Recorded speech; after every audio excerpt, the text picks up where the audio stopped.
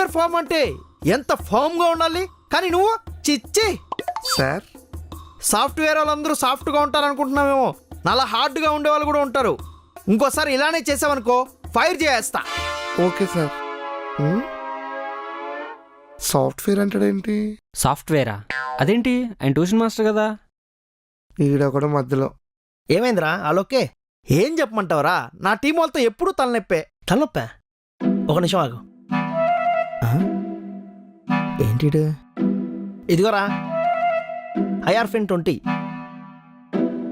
Morning ఒకటి night ఒకటి. ఏంటిది? హెడ్ ఎక్కిరా, నిన్ననే డాక్టర్ని కన్సల్ట్ అయ్యా. పైగా కాస్ట్ కూడా చాలా తక్కువరా. నువ్వు కూడా తలనొప్పి అంటున్నావు కదా. వాడు అసలు ఈ మందులు ఎట్లా వాడుతున్నావురా? ఇవే వాడమని రాశారా? రాస్తారా? నీలాంటి జఫాగాలు వాడుతున్నంత వరకు రాస్తారు. డింబిల్ 50. అదేంటి? కోపం తగ్గడానికి. అది కూడా వకత్ ఫామ్ వాళ్ళే, తెమ్మంటావా? వకత్ ఫామ్ వెనకాల ఉన్న ఆ దరిద్రుని ఎలాగో రాబోయే 3 రోజుల్లో పట్టుకుంటా. కానీ ఈలోగా హర్ష లాంటి వాళ్ళు ఇంకెంతమంది బలవుతూ ఉంటారు. ప్రతి టాబ్లెట్ ఇంపార్టెంటే. ఆ కల్తీకి దొరికేంత వరకు పేషెంట్స్ వకత్ ఫామ్ మెడిసిన్స్ తీసుకోకుండా ఆపాలి.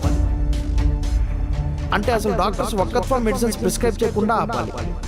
కానీ దానివల్ల వకత్ ఫామ్ వాళ్ళు అలర్ట్ అవుతారు. ఏం చేయాలి?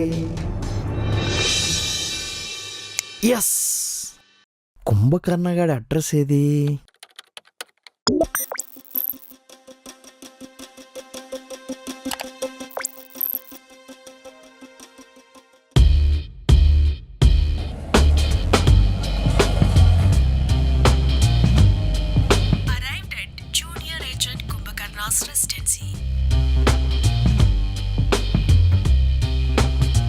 అన్నా, ఎవరి కోసం వచ్చారు?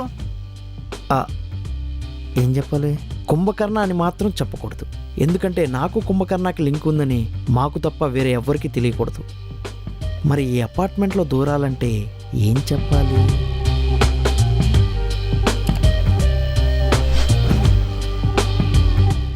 టూ 201 ఫ్లాట్ ఖాళీగా ఉందన్నారు కదా, అది చూద్దామని వచ్చాను. ఓ సరే. అన్నట్టు ఆగండి, ఇంకా మేము బయట టూలెట్ బోర్డు పెట్టలేదే, మీకెలా తెలిసింది?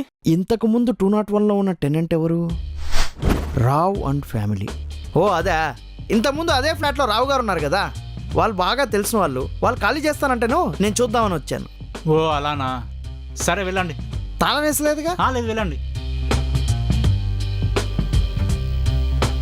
కుంభకర్ణ రూమ్మేట్ ఎవడు? టోనీ గాడి బండి ఉంది, కానీ అపాచీ లేదు. రూమ్మేట్ పేరు వంశీ. వాడికి కుంభకర్ణ ఏజెంట్ చాణిక్య ఒక ట్యూషన్ టీచర్ అని చెప్పాడు. వాడు ప్రతి మండే ఒక అమ్మాయికి లైన్ వేయడానికి 2 నుంచి 3 వరకు బస్ స్టాప్కి వాడి అపాచీ బైక్లో వెళ్తాడు.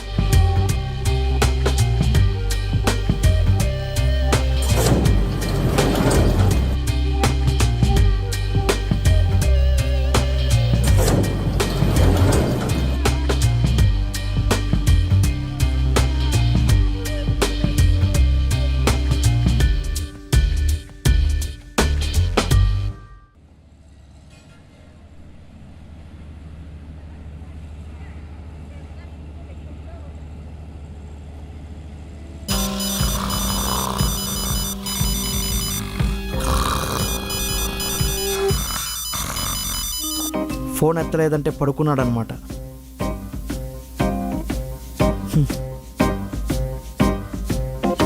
Kumbhakarna keys bike home.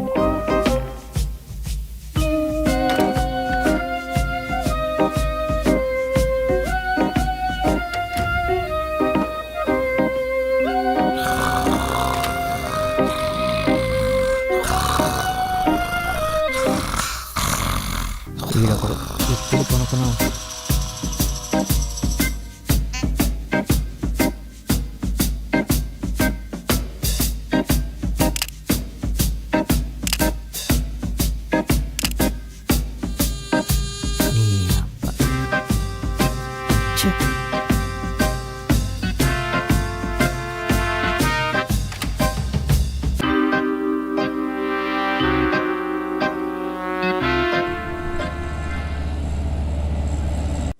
నేను 12 నెలలు కష్టపడితే 12 లక్షలు సంపాదిస్తున్నా. అవును. అలా 30% గవర్నమెంట్కి ఇస్తున్నా అంటే సంవత్సరంలో 4 నెలలు నేను గవర్నమెంట్ కోసం పని చేస్తున్నా. అది నా బాధ.